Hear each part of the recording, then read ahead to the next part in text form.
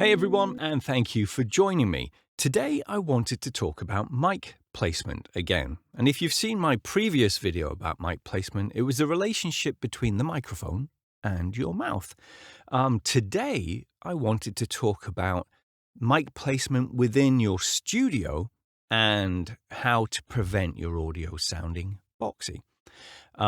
Before we go any further, I am in no way, shape, or form an audio expert like Jordan Reynolds or Uncle Roy or Tim Tippett or anybody like that. I just know what sounds good, and I go from the advice that's been given to me by people like Jordan, and also for what sounds good in my ears.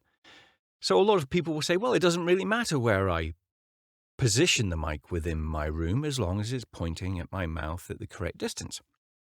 And that's not exactly true, especially if you're working in a small booth like I have here, or whether it's a whisper room, a studio bricks, or a custom-built one like my studio.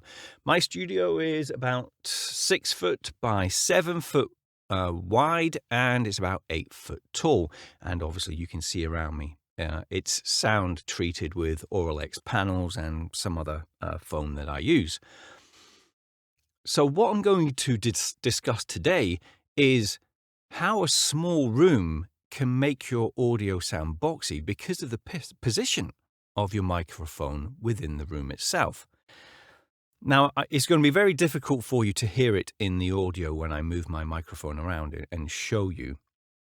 But because basically I've treated this back wall that I usually speak into when I'm doing my auditions or my recordings, I've actually got a kid's comforter up here, doubled over and then attached to the wall. So it really absorbs a lot of the sound when I'm talking in that direction and doesn't allow much to reflect back.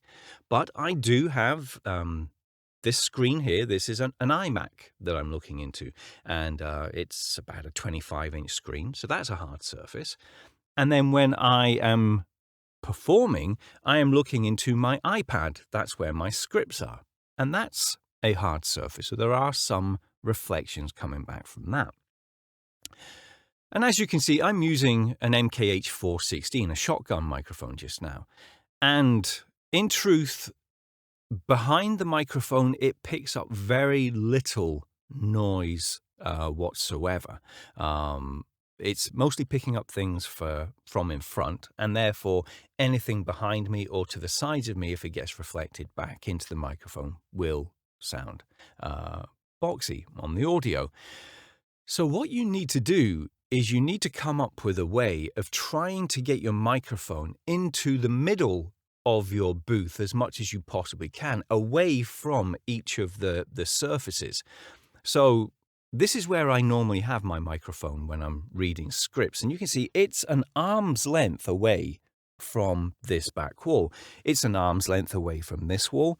And it's pretty much an arm's length away from that wall. So it's away from any of the surfaces. So the supercardioid diagram of this microphone, it won't allow any of the reflections, even though it's been treated, to get back into the microphone because it's far enough away from those reflections not to pick it up. Now, let me move this out of the way. It probably will affect. If I move my microphone all the way back there, that's very close to the back wall, but you probably won't hear any difference in my audio because of the treatment that I've done. But I just want to put it back there because if I use my supercardioid microphone, not my supercardioid, my normal cardioid microphone, my Rode NT1, I would usually position it here. I can see my script absolutely perfectly. And once again, it's about an arm's length away. And the Rode NT1 has more of a pickup behind it than the MKH416.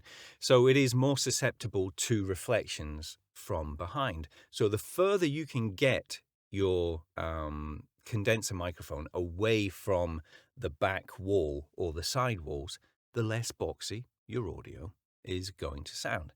Now, a lot of people will say, well, the reason why I have my mic in such a position is because I need to be able to read my script. And I understand everybody has different things going on with their eyes, but please understand, I don't have great eyes, but I use a specific pair of readers in my booth um, that allows me to read my script at the distance I want to be away from my iPad, that gives me the distance I need between the back wall and the microphone.